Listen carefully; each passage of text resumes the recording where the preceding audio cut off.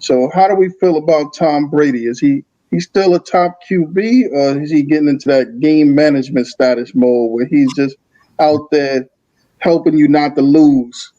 What do we think of that one? I think it's a little bit of both. His stats say he's still a top QB. When you look at like completion percentage, that may be a little down. Well, Kareem said a lot of good points, man. I think right now at this point in his career, he's a very good game manager. And there's wrong with that. He kind of deserves to be called a game manager without getting no shade.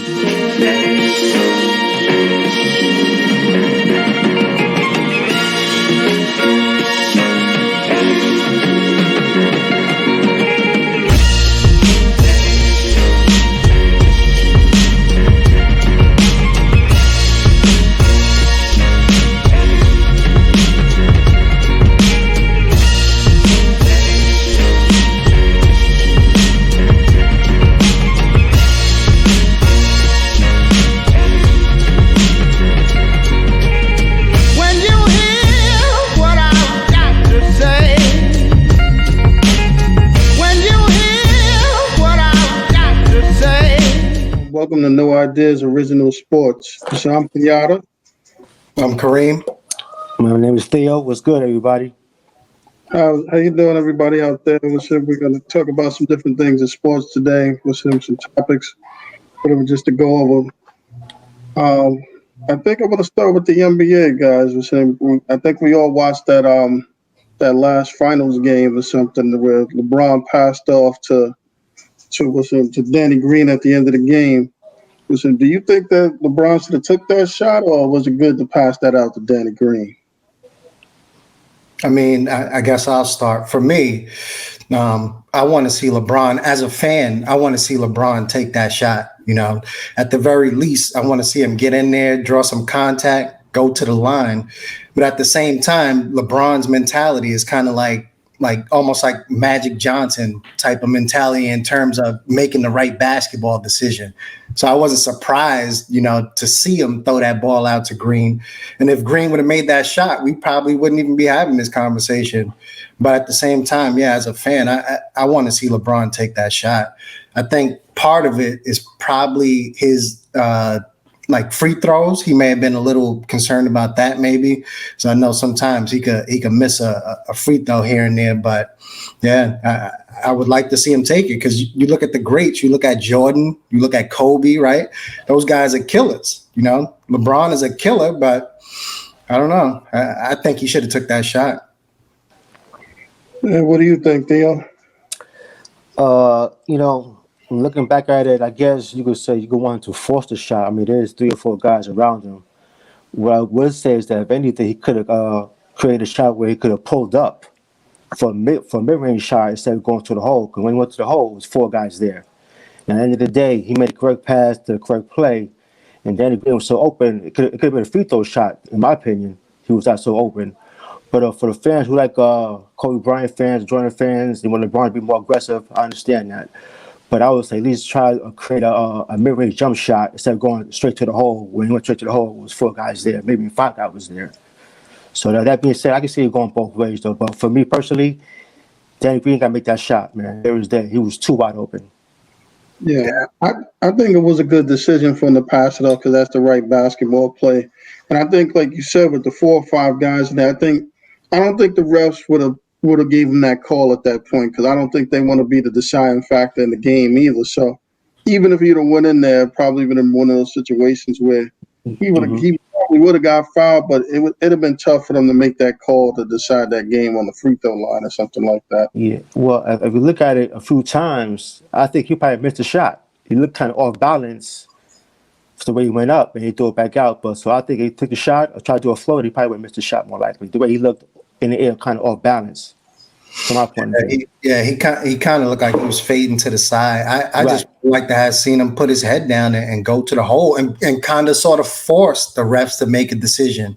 Because at the end of the day, it's LeBron. So are they going to really call him for like an offensive foul? Or I highly doubt it. So I would like to see him just put his head down and go. But at the same time, again, if Danny Green makes that shot, right, we are in we aren't even having this conversation. That's what they brought Green in there to do. Right. Not necessarily make clutch, shots, but to hit wide open shots. The guy is a shooter. And he even said it himself that if he could have that shot back, he would shoot it 100 times. He was wide open. I even heard people say, "Hey, they should have swung it to Caldwell Pope in the corner," and I don't agree with that. The guy was wide open. He may have been thinking about it a little too much when LeBron passed it to him, but I think he just should have knocked it down. That's what he's there for. Yes. I mean, speaking of, thinking about Danny Green and speaking about these teams or thinking about it, who do we think actually has the better supporting cast of role players? When we look at it from a supporting cast, obviously LeBron has Anthony Davis, and you could say Jimmy Butler has Bam Adebayo. But those guys aside, when you look at the role players on those teams, who do you think actually helps, who going to get the most out of for the team? I would lean towards Miami. I mean, if you look at the role players or bench players, who you rather have? You rather have Morris? You rather have Jay Crowder? I'd rather have Jay Crowder any day. You got Tyler Hero, you got the Robinson kid, you got the kid Dunn who's playing well. Matter of fact, he's very explosive. He can put up 10 points real quick. Compared to the Lakers, you got Rondo, who's playing very good. By the way, outside of him, who else is playing well? Everybody else is kind of up and down, so to speak. So I would lean towards the Miami Heat. For me, I'd probably go with the Lakers for the simple fact, like you said, those guys are good, on Miami, especially Hero. Hero is showing that he has potential to be a lot more than a role player. Agreed. You look at Duncan Robinson as well. I mean, the guy is a specialist. He adds a little more to his game. Who knows? He could be an all-star one day, maybe. But I go with the Lakers because those guys have championship experience. You look at Dwight. Even though he's not really playing, right? But he has that experience. The guy basically carried the Orlando Magic team on his back to finals. Then you look at Rondo. You mentioned Rondo. Rondo's playing well. He's actually hitting outside shots. Right, right. I think Rondo should have been on the court at the end of the game instead of Morris. Nice. And then you look at again, some of the veterans. You look at JR. He's not on the court, but he's a veteran, so he sees things. He could get in guys' ear on the bench and stuff like that. Even another guy that falls into that category is JaVale McGee, right? McGee is not really playing right now, but the guy has some experience. Whereas like the Miami players, those dudes are good, but they're kind of like learning on the fly. They're putting a lot of those guys in positions that they've never been in before. Right. Tyler Hero, let's say this guy was playing high school ball 2 years ago, So I would personally probably go with the Lakers just based on the experience factor. Mm-hmm. I mean, I didn't realize that, looking at the Lakers roster, how many people on that team actually have won championships. And you've been in the championship. You got Rondo and Danny Green. You got J.R. Smith and JaVale McGee. Yes. And you got Dwight Howard, who actually been there but lost. And then some of these other guys like a Caldwell Pope.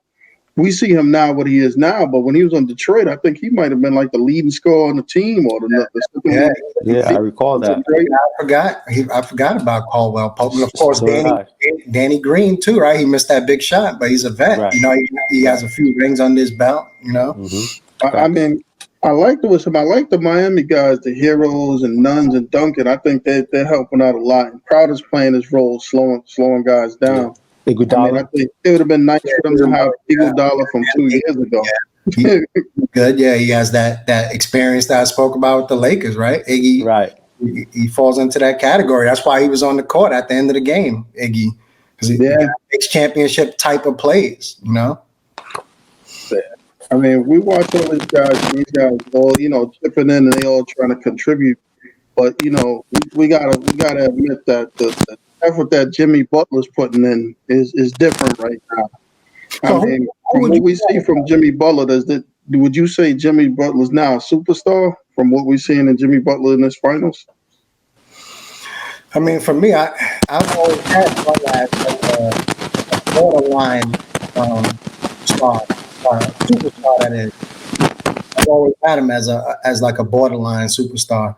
The reason why I say borderline is, when we look at superstars, we have a tendency, most of us anyway, have a tendency to look at gaudy stats in terms of points, right? Mm-hmm. Butler's never been one of those guys that's averaging 25, 27, 28, even though in the finals he is. But the reason why I say I've always looked at him as a borderline, and now to answer your question, I say, yeah, I think he is a star, because a superstar. You look at Chicago, right? When he was on the Bulls, he had a crew there. He had Eric Rose, he had Noah, etc. Right? So a little overshadowed, but he was playing his role, right? But thing is, when he left the Bulls, look what happened to the Bulls. He goes to Minnesota. Look what happened to Minnesota. Minnesota makes the playoffs for the first time in who knows how many years, you know. Then he leaves Minnesota, goes to Philly, right? Once he left Minnesota, look what happened to Minnesota. They took a couple of steps back, in my opinion. Philadelphia, all of a sudden, with Jimmy Butler, was viewed as almost like a championship contender, right? He leaves them. Now they still got a good team, but they kind of took a couple of steps back. Now you look at him on Miami. I heard people saying when he first signed with the Heat that he was basically going there for the nice weather. You know, he looked at it, wasn't even seen as like he's going there to compete. But now you look at Miami, they're in the finals. So, I mean, over the years, the guy has built a resume, I'd say, that makes him a superstar. I think he's a star, but he's trending upwards to a superstar. I think if he's more consistent in the finals, I would have no problem calling him superstar. But I think I get the first game, he was kind of subpar. Game two, kind of like he was decent. Third game took off. Fourth game, I guess he was tired from game three with the output he did. So kind of fell back. In game five, of course, he exploded again. But if he's more consistent in the finals and had a great five straight games, I would say, yeah, I would give him superstar status, though. But as far as entering next season, he's trending that way. If he keep playing the way he's playing right now.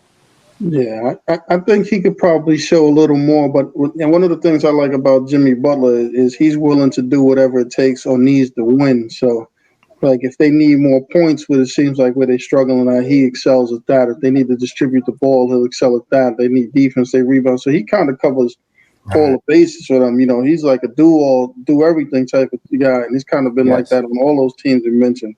Yeah. He's basically been carrying them through. But I do think he needs a little more on his resume because, you know, right now, I mean, it's either him or nothing right now. So they need him to do it, and he's doing it. So that for that part of it is great. But like you said, Theo, you know, maintaining that consistency and being able to do it like for a sustained amount of time, right, might get him going a little more. The crazy thing is we look at like guys like, let's say, going back to Tyler Hero. We look at Tyler Hero, and I seen him score once he scored that 35 points or whatever it was. I seen people calling him a superstar, you know, all of a sudden. So Jimmy Butler, you know, going back to him, I think he's at least built up the resume. Whereas you look at, let's take some of the younger guys, the Ja Morants and stuff like that, even Zion, right? People are already calling these guys superstars, you know, and they don't have nearly the resume. Right. So but I do agree that Jimmy can be, he has to be a little bit more consistent. Not in terms of the effort. I don't think any of us could debate the guy's work ethic. You know, the guy's effort is always there, but I think sometimes he can show like a lack of aggression on the offensive end at times. And I don't know if Miami, and I know Theo, you mentioned you thought they had strong role players, but I don't know if they necessarily had the supporting cast to have Jimmy Butler take nights off on the offensive end, where he's relying on Hero to get you 25 or Duncan Robinson to get you 30 or whatever it is, or even Bam Adebayo for that matter. You know, so yeah, I agree that he definitely can be more consistent. He has to be, you know. I agree. And I like how he's showing his he's a forward guard skill. He's playing point guard most of the time when the game is close. So I like to see that about him because before I saw that in his game before him playing point guard until the finals came about. And we played point guard. He makes good decisions. He's playing hard. Everybody in the right spots. You know, so you got to see his game evolve in the finals. Yeah, that's true because I never really looked at him as too much of a playmaker until now. Right. Like you said, right. I always seen him kind of like out on the wing. He get the ball maybe in the post, right? Stuff like that. I never really seen him trying to break the offense down from the perimeter. But yeah, that's a good point. Now he's adding that to his game, you know. Mm-hmm. Yeah, he definitely expanded his game. I mean, it's good to see he had it in him because I definitely didn't really see him as a guy that was going to be running the point I or wonder how anything like much that that. has to do with Dragic being hurt. You think that adds like that's factoring into Jimmy having to like take on more of that point guard type of playmaker role? I would say so because I think even though they got Kendrick Nunn, I don't think he's. I think he's more like a combo guard. So he can pass, but that's not what he's necessarily looking to do first. He might be like a shoot first point guard. So right now, Jimmy Butler's probably the only person that is doing distributing the ball out there for Miami. Right, decision making. Right, I agree with you. The top two guys make good decisions are Dragic and Jimmy Butler. What we've seen so far all year long, even in the finals. And I know, like in the past, a couple years ago, like that type of role may have been like Iggy, right? Iggy was playing that point forward type of role. But Mm-hmm. now Mm-hmm. Miami's not really using him, in that manner. But before he would have been another playmaker on the court for them. Right, right. I agree with you on that. Yeah. I mean, all throughout this finals, we've seen I think we've seen different supporting casts, different guys stepping up at different times and everything like that. And one thing I definitely see is that LeBron is always trying to will himself to win. He's talking to AD, he's talking to all different players, and he's kind of like the driving force behind that, behind what they're doing or something.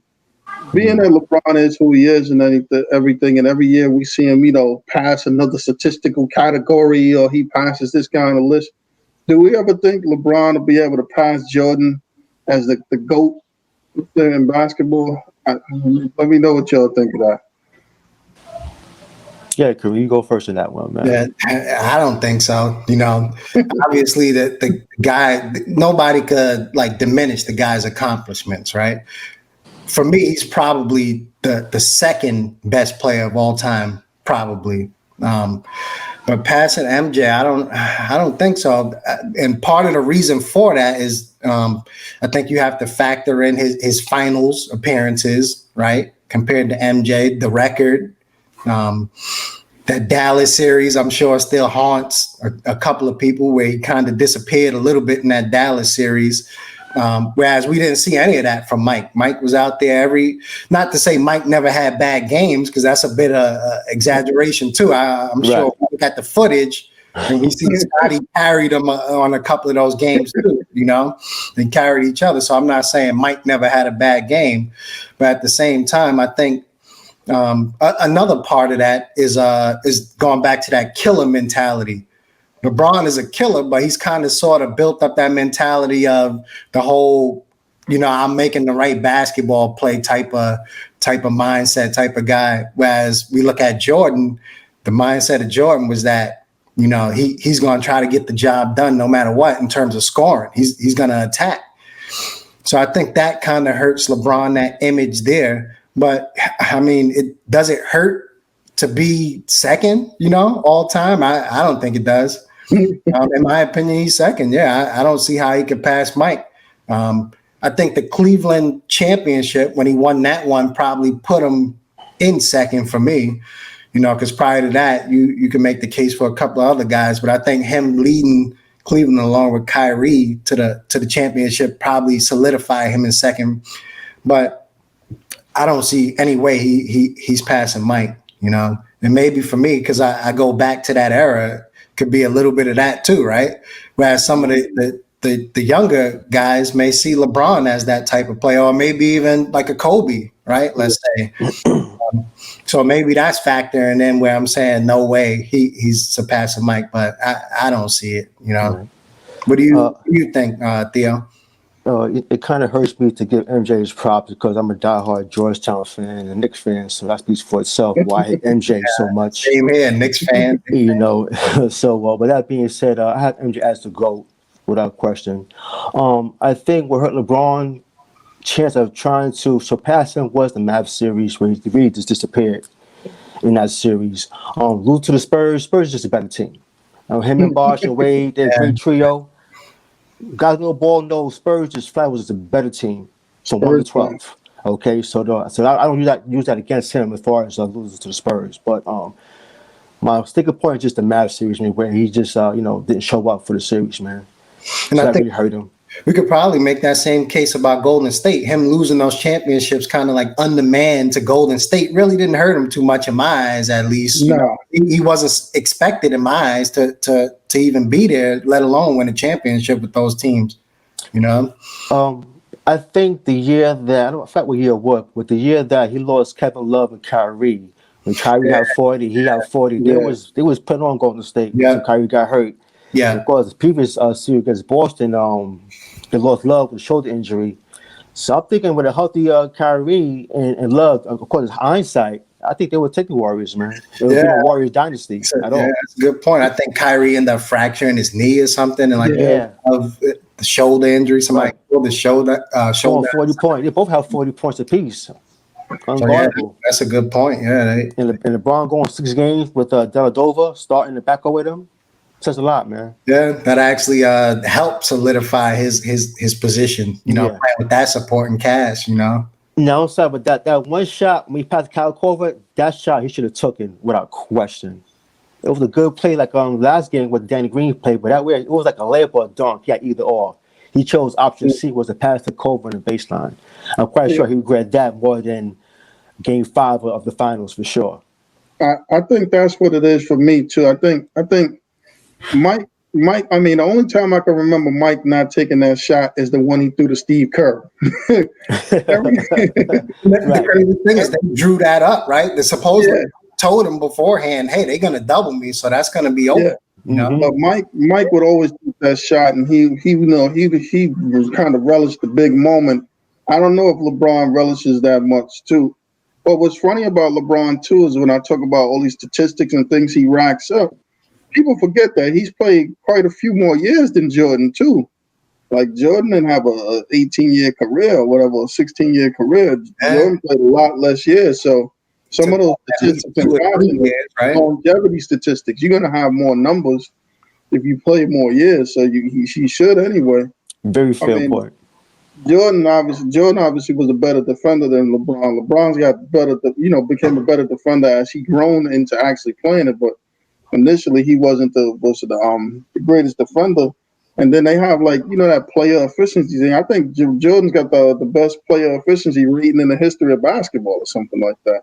I've seen a couple of on LeBron's defense. I've seen a couple of plays last year where like Kuz was kind of like pushing him into position, and I think LeBron kind of like takes plays off, takes games off in terms of the defensive end. I guess it depends on the matchup, you know. Right. LeBron was a better defender in his prime. I mean, he's still in the back end of his prime. But LeBron in his prime was a very good defender for sure. I think he was a more all-around defender where he could guard multiple positions more than Jordan, where Jordan could defend the point guard, shooting guard, maybe the small forward, depending who out there in the court. Yeah, But LeBron go 1 through 4 for sure, as far as his size and his strength, as far as defending the various guys on the court. So if you don't have LeBron as number one, where would you put him? Because I have him at 2. Where would you put LeBron? Yeah, I have LeBron at 2. That question, like I said, it just hurts me to give Michael Jordan credit for being a diehard always a Knicks fan. So I'm still scarred by that. I mean, every single day. I got him at 2 too. I mean, I would say he's definitely 2. But yeah, I'm sure as Knicks fans might hurt y'all a lot. And I'm sure Yeah, if we and have Georgetown Pistons fans, Pistons fans hate him too. Yes. Yeah. But at least those guys could say they beat him in the playoffs once at least. We can't say that at all, man. None of my teams, college or pro, so I'm scarred for life with that. I hear you. Yeah. So guys, let's transition over to baseball for a minute. So right now we see that we're in the playoffs and we're getting close to the World Series, and baseball decided to play a 60-game shortened season this year. Do y'all think they should have even played, or was a 60-game shortened season good, or how do y'all feel about that? Yeah, Theo, yeah, you could take this one. These guys are going to play regardless. If they did the research, the protocol, and the background check as far as the playing so-called stadiums who had a better climate, better environment, a low scale rate of COVID, I have no problem with these guys playing. These guys want to play, by the way. Let's get that out the way. They're not being forced to play at all. These guys want to play. They want to make sure they get paid. their salary, which is really the hold up with these guys playing so late into the season. But that being said, I have no issue with these guys playing with football, basketball, whatever sport it is, man, because these guys want to play. Those who don't want to play, understand it completely. You know, it's a scary situation. You have family like that. But that being said, I have no issue with in any sport the guys want to play. They're not being forced to play. They want to play. So I have no problem at all. But for it being 60 games, why not? Because we'll play baseball in December. Nobody trying to do that. Now you're going to play in LA the whole entire season. So that's kind of like, not too sure about that. The team would agree to playing in 1 and 2 stadiums all year round for 182 games. Yeah. So I don't know about that.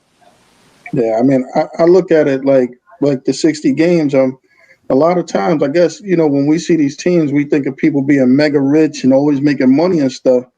But it gets to a point where you got to pay to have that stadium open and all this different stuff, the lighting and all the different things you got going on. So I know they were debating in the beginning. The players wanted to play longer games, but the owners were like, you know what, this is the best we could do without really getting into the red. Right. So And plus, another thing, was a settling point. Another thing that we probably have to factor in is like we're talking about the players. What about the people who work at these stadiums and stuff? They have families to feed as well. You know? So but on my end, the 60 game thing is kind of like it's like up in the air in terms of like I like the idea of the 60 games. That way you get the season on, you get it over with, and then in theory everybody is safe, right? Because you could go home to your family, the pandemic or whatever, and quarantine, do what you have to do there. I'm sure you asked the businessmen, right, about a 60 game schedule. They probably weren't too happy, right? Because it's not generating enough revenue, et cetera. So I think it depends. But I think, like you said, these guys wanted to play. And this probably was their only option to do it, a shortened season. So I think it was best for the players and the game of baseball in terms of the business, because there was no way these guys were going to play a full 162 game schedule, in my opinion. I mean, especially considering that they weren't quarantining as well. I mean, they weren't going with a bubble format like the NBA, right? So now you're talking about travel and everything else, Mm-hmm. So if you think of 60 games, 60 games seems short, but doesn't 162 games possibly seem long to begin with? 162? Yeah, I mean, as a fan of baseball, I always thought it was a bit excessive. These guys are, well, it's good and bad. As a fan, I like that they were playing 162 games because I constantly get to see them. There's always something on for me to watch. But at the same time, playing 162 games, that probably at some point diminishes the quality of the game because they're playing so much, right? So now guys are prone to injury and stuff like that because they're out there every other day, So I always thought the baseball season was probably a bit too long to begin with. I don't know if 60, like under normal circumstances, 60 may be a little bit too short. I always thought maybe around that 100 and something game, low hundreds maybe. But then you got to start factoring in what does that do to in terms of like all-time records and stuff like that if guys start playing games and that whole thing. So, but what do you think, Theo, in regards to like a shortened season, permanently shortened? What should it be? What's the comfort zone for major league season? Well, these guys are already programmed to play all those games to begin with, coming from I guess high school and minor leagues and coming pro. So, and plus, baseball is not really a grueling sport like football, where you get a major injury like that, maybe with an ankle sprain. But baseball is not really. It's kind of a carefree sport. A minimal amount of injury, I would say. That being said, these guys' bodies is kind of changing as we get older. As the years goes on, these guys are bigger, stronger, faster. Sometimes the mass of a man's body can't take but so much. But I think that maybe 125 game, maybe 140 would be good. As far as by myself, I'm a baseball fan, so I won't mind 140 tops. They just got to get some breaks like that. 140 is good enough, and probably add 2 more teams to the playoffs too as well. Yeah, that would be nice. Yeah, I think they did that for this 60 game shortened season. That seems like something that they should probably keep. Yeah, I think that would be something they definitely should consider keeping because it makes it more interesting. Hmm. I do think just with those extra teams added, I think there were a couple of upsets too in there. With those couple, you got to see new teams like you get to see a San Diego and a Chicago White Right, Sox in the playoffs. Two teams right, you right, haven't seen in right, years, and Tony Gwynn was around or Tim right, Raines or right. something like that. Actually, the White Sox was favored to beat Oakland A's, and Oakland got them out of there. So, like you said, man, upsets and rare teams you don't see in a long time in playoffs is a good thing to see. I think that's one thing that baseball probably can benefit from is playing around with some of the different ideas. Like I think the NBA does a good job of that. Um, Major League Baseball seems very rigid, you know, just Right. adding teams and stuff like that, more teams to the playoffs and just spicing it up, changing it up a little bit. I think baseball in general could probably benefit from doing some of those things, you know. I know they Agreed. played around a little bit with like the All-Star games and stuff like that to try to add some value to the All-Star game, some importance to it. But I think in general, they probably could benefit from making some additional changes, you know. But at the same Agreed. time, do you think, going back to the revenue aspect, do you think the businessmen, if they shorten the season, how do they make up that money? Is there anything you think they can do to like make up that money that they probably would lose from playing 20 something less games, let's say? Maybe the contract from these TV channels for sure, like ESPN, TBS, TNT, who airing these games. And we see those cardboards out there in the stadium. Cardboards cost $2,000, man, per cardboard. So with your face being a cardboard, you got 2 G's. Go ahead, man. Give me 2 G's, man. So they finding ways to make money for sure. Yeah, they find a way to make it up Right. somehow. They have to. Do you see like baseball doing like what the NBA did with like the patches on the jerseys and stuff like that? There you I can go. see Right. that. Hmm. Yeah, I can see that. I can definitely see that. Matter of fact, the They, Yankees have the Nike swoosh on these jerseys, man. So right there speaks for itself, man. So there's already in motion, actually. I think it's more real estate on a baseball jersey too to put those patches than on an NBA uniform. So One you way get a couple of patch on each You're shoulder right, or you something. side, yeah. One way they make that revenue already is the fact that the season is long when they sell that sponsorship to these stadiums, right? To these companies for the stadiums and stuff like that. I'm sure they're making a good amount of money off of that alone, especially considering it's a long season.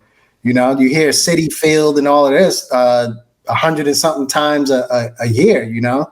Right. I'm sure they're making that money there.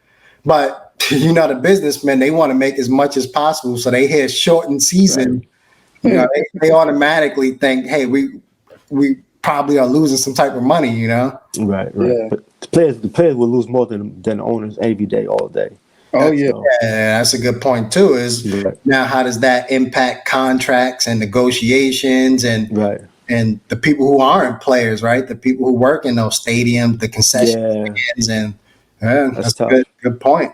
Yeah. A lot of people will be affected by that, by changing the format and changing the amount of games. I mean, we got a point now in the playoffs, guys, where we had like the final four in Major League Baseball. So who you guys got going to the World Series? And who Well, you got winning? I cannot root for the Astros. Yeah, That's not happening. see the Yankee hat. Yeah, and I cannot root for anybody who eliminates my team. So I'm going National League all the way, no matter who the team is. Let's go National League. Yeah. I mean, I kind of think the Dodgers, because it seems like to me, like on paper, on the roster, but they got the best roster in baseball, maybe, with the pitching staff. I mean, it seems logical, and I'm a Yankee fan, and I know I hate to say this, but if I had to say just to prove a point to like all the teams spending all that money, it wouldn't be bad to see Tampa Bay win just because their team is not predicated on spending all that money. Of course.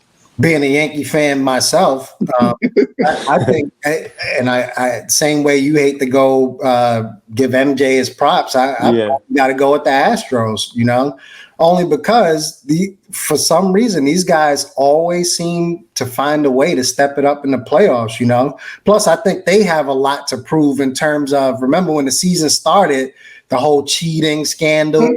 These guys they're looking to prove something, you know. Right. Hey, we can still win.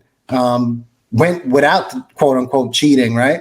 But at the same time, do you guys think that no matter who wins, do you think it's kind of like an asterisk next to it? Is it diminished because it's shortened season, or? I mean, no, I give them a full championship. I mean, I don't think you can control, what's going on in the world. So, I mean, and they did bring everybody back into it or something. I think like with other leagues, it's a little different. Like just using the NBA as reference. The NBA, some people ain't showing up today, didn't even get a chance to get in the bubble.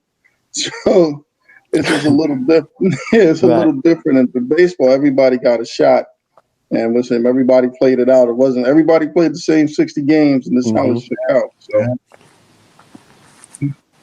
I think I might have to go at the asterisk for the simple fact that because of the shortened season, like as a fan, let's say as a Dodgers fan, let's say the Dodgers been trying to win a championship since forever. They finally get one. Let's say, is it compromised knowing that they didn't go through the full 162 games? And because I personally would like to see, I think the Astros are going to win it, but I would like to see the Dodgers get one, but I don't know. I kind of feel like it is a little bit of an asterisk there. I think football, jumping back there, would probably be, assuming they could finish the schedule, maybe the sport that they don't get that asterisk because they're on pace, at least in theory, to play a full schedule. Again, it's only 16 games compared to NBA season and baseball. But I think for me, it probably is a little bit of an asterisk, but it's still an accomplishment. Right. Yeah, I want to finish that. I think with baseball, when you look at it with the 60 games, I definitely think it benefits certain teams because, if you think about it, just from being a Yankee fan, they have played most of those games without Stanton and without Judge for almost all those 60 games. So had it been a full season, they probably ended up with a better position in the playoffs or something. If it wasn't they've been a home team and some different things would have happened. Same thing would have happened for other teams. So there is some definite benefit to being a shortened season as far as like teams' health and stuff like that. And then you, go ahead, Theo. No, I was just about to say, I think the pandemic is a good excuse for not having an asterisk. To me personally, I mean, these guys didn't see this coming. I mean, and like I said, everybody played the game. Everybody played 60 games, or NBA, everybody played 40 games or 30 games, what it was. So, like I said, it was a plan. It's unfortunate what we're going through right now, but I think the pandemic alone is a good excuse not to put an asterisk on anybody winning a championship. And I guess the other piece to it is you don't want to, again, going back to what you said earlier, Theo, these guys came there ready to play. So at the same time, you don't want to take that away from them. Mm-hmm. These guys played. They gave us sports during the time, when we pretty much needed it, probably. Right. And also they had exhibition games too in baseball and basketball. They had I guess preseason games, so to speak, in NBA, exhibition games in baseball. So you guys had time, I guess not time, but enough games to get acclimated into playing baseball again. Do you think the season impacting the schedule in any way, like in terms of like pitcher rotations, right? Because these guys, the season was so shortened that teams with like longer rotations and stuff like that, did they benefit from the shortened season? Or because you take the Yankees, right?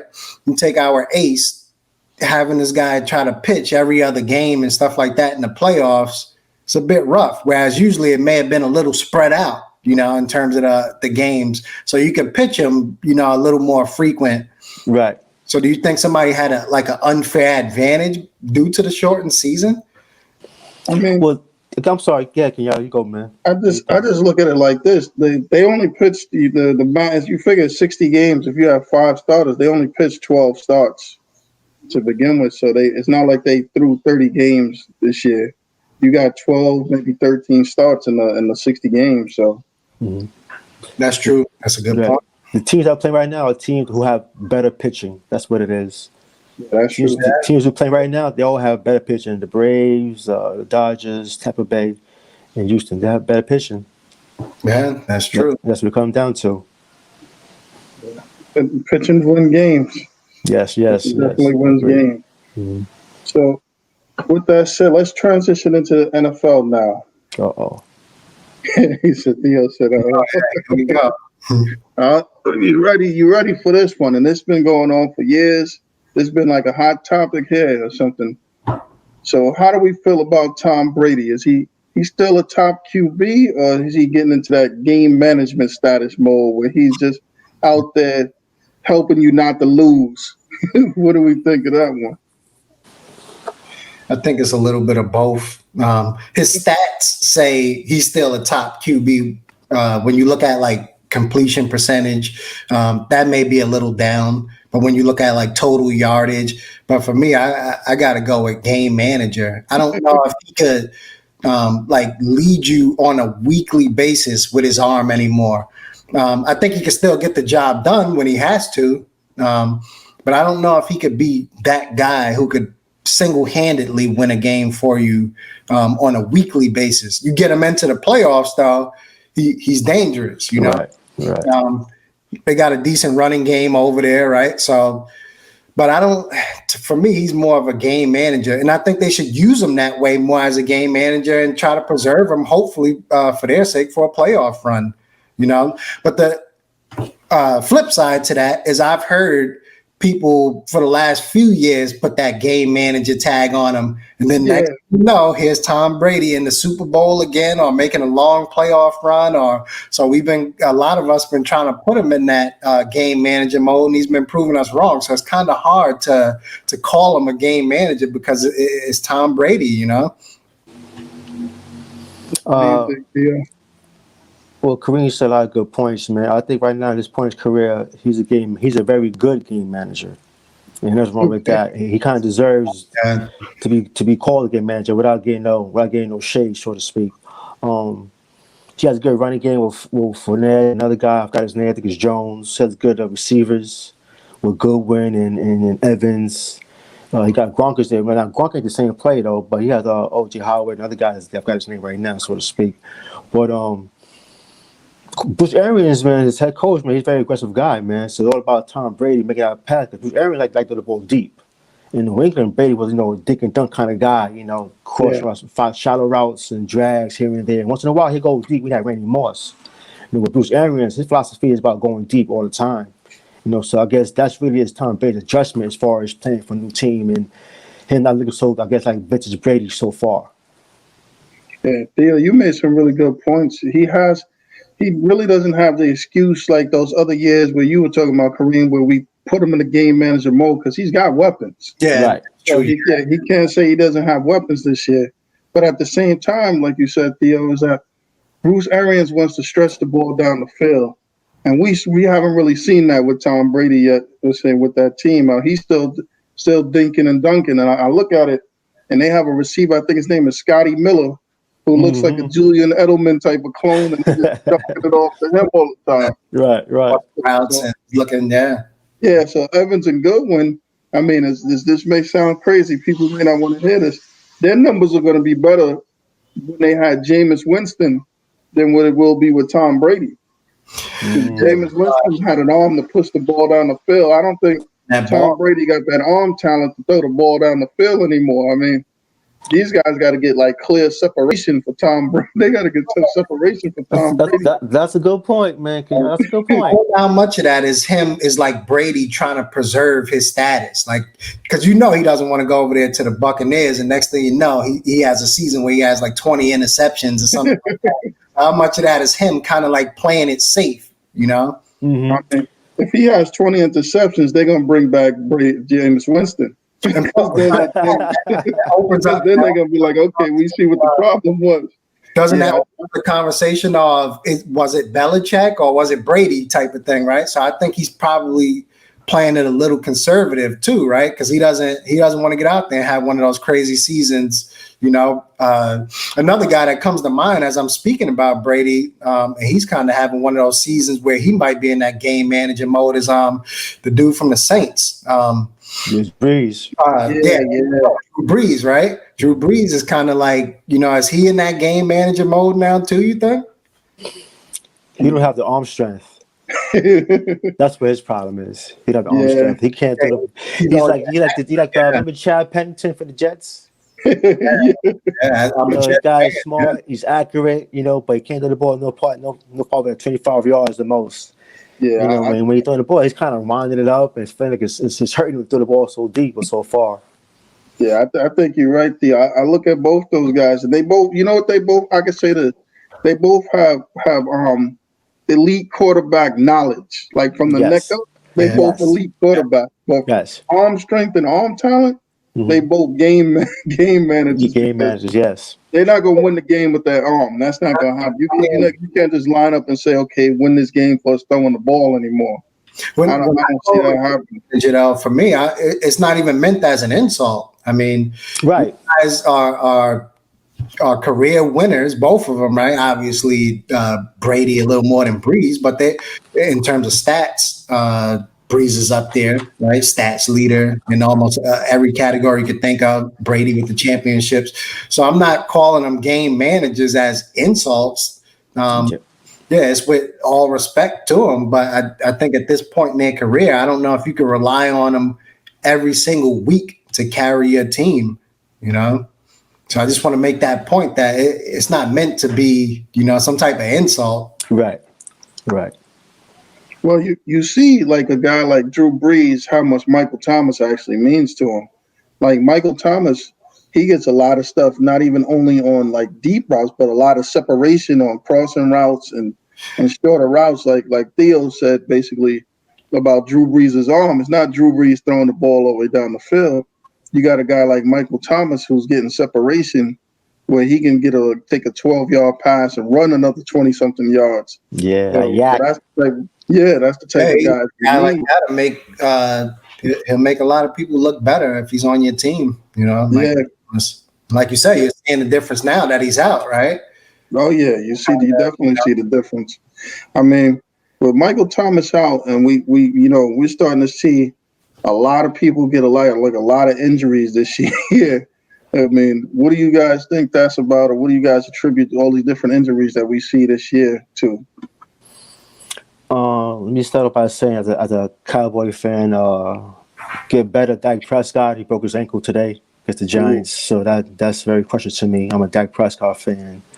But as far as the topic is concerned, yeah, Von Miller's out, Saquon Barkley's out, Dak is out, a lot of guys is out, and without the 4 games of preseason, we get this kind of results, man. Yeah. Good players getting hurt at an alarming rate. Yeah, Yeah. I would agree. I think this not so much shortened season, because in theory they're on pace to play a full season. But with that being said, they have like a lot of teams not fully practicing, right? Having to shut down the facilities, Mm-hmm. no real training camp, at least the way they've been accustomed to. So I Right. think definitely adding to it, and to add on like more players to the injury list. Unfortunately, you had a couple of guys from the 49ers, right? Bosa went down Right. on Right. ACL, Right. right? Right. Boatload Another of guy them. on the 49ers, right? That same game against the Jets Yeah. was ACL. So, I mean, I think a lot of it has to do with just not having the training time and stuff like that they're accustomed to. Mm-hmm. Yeah. Yeah. I gotta agree with both you guys. I think that with all the different things we got going on in the world with COVID and stuff, a lot of these guys they didn't get the amount of training they had before. People weren't with their trainers. I mean, even basic things again, rehab for injuries that you previously had. People weren't getting in those facilities and doing all that stuff that they usually do. And I think as much as the players hated it, I think like Theo said, preseason games probably mean a little more now than what they thought they meant, because being in your own practice, playing against each other, basically playing rough touch, is different than playing against an opposition team that's trying to hit you. You get used to those bumps and those cuts and what it's like to play in live action. Your own team, you got a quarterback with a red shirt on that you touch him with two hands. Nobody touches the quarterback, and guys are laying guys on the ground. So it's not a lot of real hitting and stuff going on. But when you get into the live game, your body's not accustomed to it. I mean, even guys you think about, like when Le'Veon Bell set out, I mean, I'm sure physically he felt better from a body perspective, but not taking those hits for a while, when you start getting hit again, it takes a little bit of time to get used to that part of it. Well, I like that. I like that. I agree. You think the NFL should have, and it may go back to the money conversation we had earlier, but do you think the NFL should have considered like a shortened season to maybe add in a couple of preseason games here and there and shorten the regular season a little bit? Or I think so. Maybe 12 games, that's 13 what I was games, thinking, yeah. 12, Yeah, 13s. Because these all these teams missing out on OTA. There's no OTAs. It's just straight, practice, evaluate your players, who could play. And next you know, it's week one of the season. So yeah, I think so. Maybe 12 games. These guys more practice with their own players or against other teams, so to speak. I should say for sure. But I'll say 12, 13 games is sufficient. And very understandable too. I would say too. So 12, 13 games. I would do that. Set up a full season with no practice and no OTAs, no exhibition games. yeah, I think you're right there. I think the 12 games would have been better. I think, for one thing, that's sad to say is that with no preseason games and all that stuff, it probably cost a lot of like younger players jobs in the NFL. That's So true. a lot of people didn't get those looks that they normally would have got Yeah. and Yes. stuff like that. I mean, the rosters might have even been different. Yeah. So Good point, I mean, man. just watching stuff like Hard Knocks and stuff, you see guys get cut, and even the coaches in there was admitting like, I didn't get a good look at you. It might have been different if we played games, but Hmm. realistically, you might have had different rosters. So without these preseason games to get your body in shape, to really get these players going and to see them, I mean, the one thing they did do that made a little sense was that I think they expanded the practice squad or something like that, so you could shuttle players up more Yeah. back and forth. Right. So Right. that made sense. But these injuries and stuff are definitely kicking them. Now, I don't think Yeah. we have Across the no board.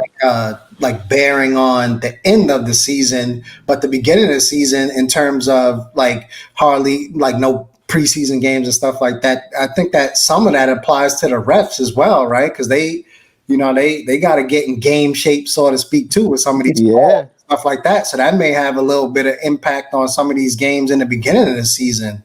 What do you guys think of that? That's Yeah, fair, I man. mean, That's fair. yeah, you could definitely see some of the calls. I mean, I see them doing a lot more like instant replays. A lot of replays getting called this year.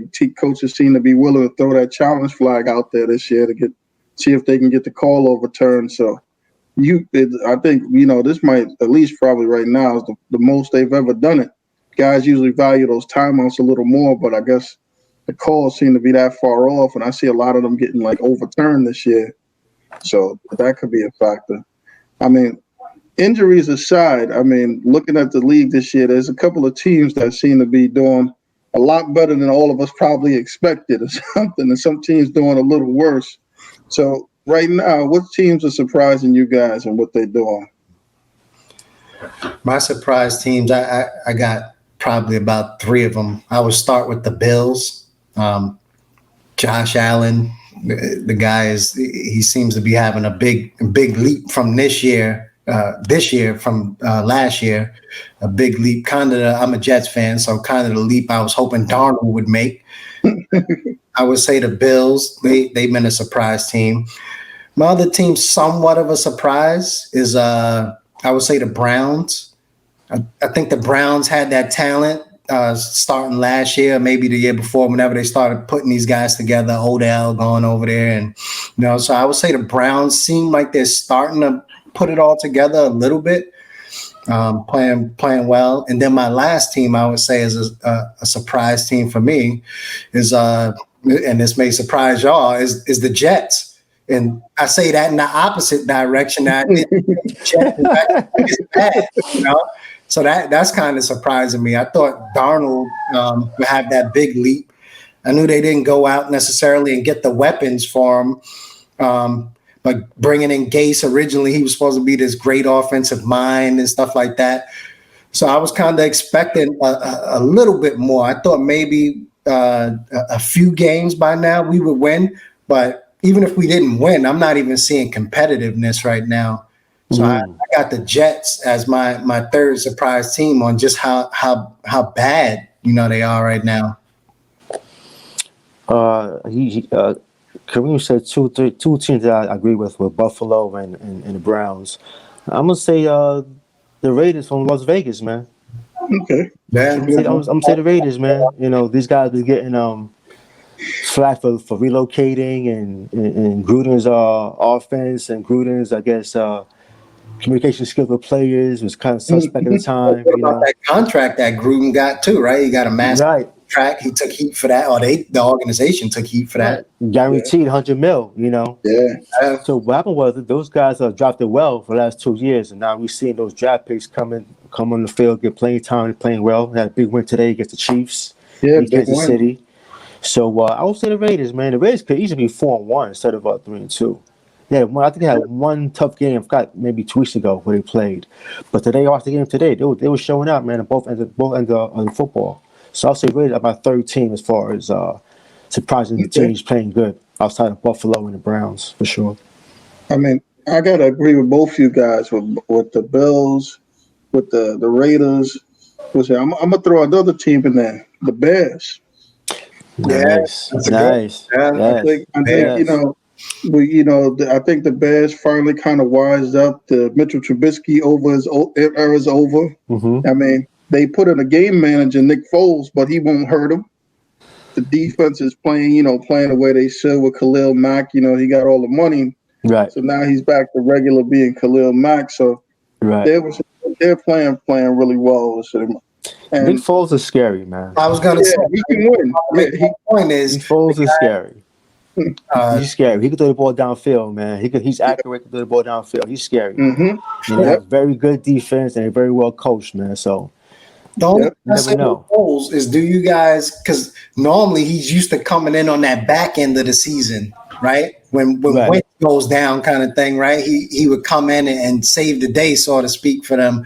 Do you think Foles can maintain for a full season, stay healthy, and perform for a full season? If he can, the guy proved he could play. There's no doubt about that. Right. It's showing right now, you know. Did Foles play for? Did Foles play for the Rams? Without researching, I think he played for the Rams before he Yeah, entered he the played for the league. Rams first. Yeah, I think he And was he there. showed very good flashes of playing good, man.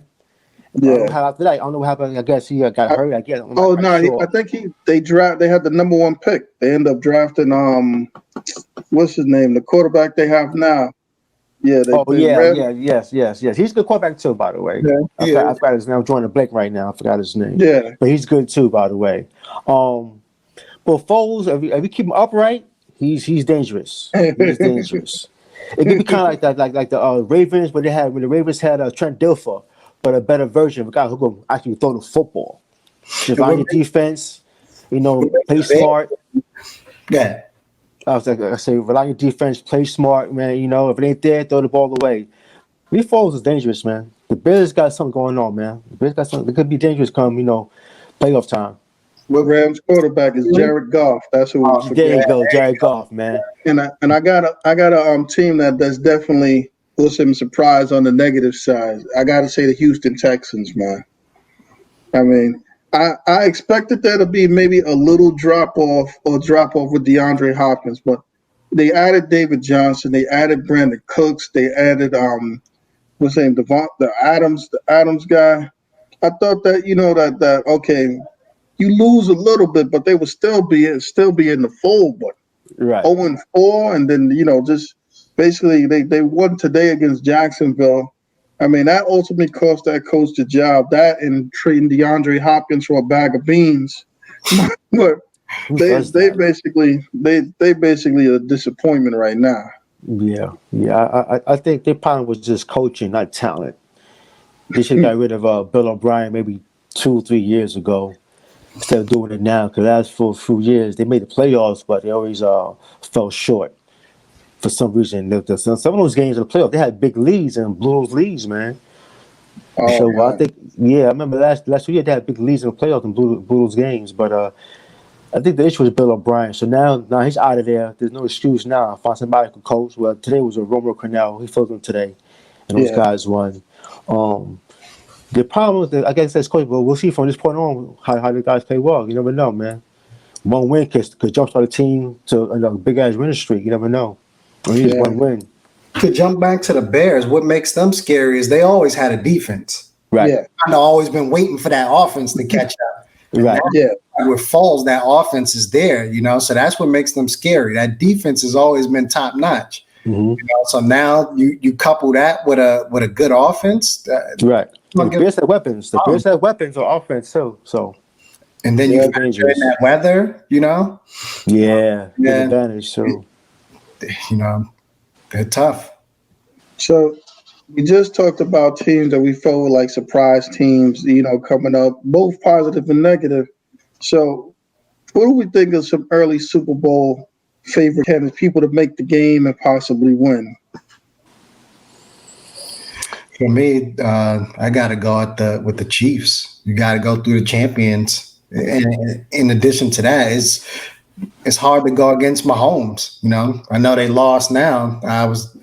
I've been spoiled by him. I was kind of almost expecting a undefeated season, assuming there was no injuries. So I think it's a lot of tough teams, as we just discussed, a lot of surprise teams. But I think you got to go through the champions. I think you got to go through the Chiefs, and I give it to the Chiefs. I think they're going to win another one. I think they got enough talent where that team over there is a dynasty, assuming they stay healthy. If they stay healthy, that's a big if. This is football. right. But if they can stay healthy and keep that team together, keep like the egos in check and stuff like that, I think they're going to be a problem for years to come. So this year, I got the Chiefs winning it again. All the good teams that I favored to win are in the AFC. The Ravens, Chiefs, Buffalo. Those are my top three out of there. You're doing Pittsburgh too. They're playing great too as well. The East, I would see right now. I would definitely say Green Bay. The Saints is not really playing up the par so far this season. So I would go Green Bay for sure as, I guess, the best team in the East, in my opinion. And number two is the Bears, and they're both teams in the same division as well. But come out the East, I'm going to say Green Bay. AFC, they got a bunch of teams, man. 3-4 teams. Steelers, Buffalo, Ravens, and the Chiefs. But like Kareem said, I would give Chiefs their respect. Got to go through them first, though. But question, the Ravens are due to beat those guys, man. They keep losing year in, year out, man. And one game, man, you never know. They're gonna have their chance to beat those guys, man. So, like I said, I agree with Kareem. I'll say Chiefs for now, though. But Buffalo's tough. Buffalo's tough. They're physical too. And Ravens, man, they're good as well, man. I'm quite sure Ravens want that one more chance to beat the Chiefs, man.